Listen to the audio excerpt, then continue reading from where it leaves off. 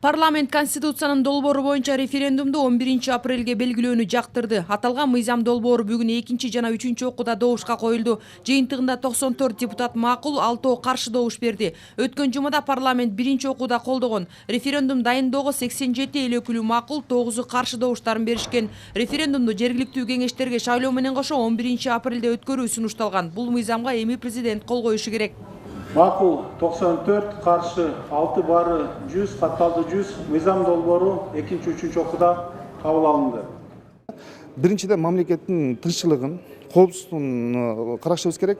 Эгерде биз мындай туура эместе сын пикир менен кете берсек, бул дагы эл менен, мамлекет менен, бийлик менен элдин ортосунда бир ажырымдарга алып келет да.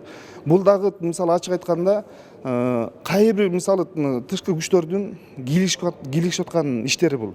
Мен ачык эле айтам, бул МПОлор. Анткени ушу МПОлор боюнча биз мыйзамды алып чыкканбыз.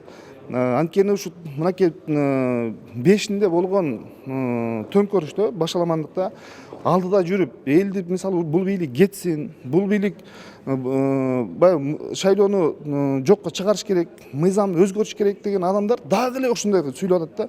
Аларга эмне жакпайт түшүнүксүз бүгүнкү күндө да.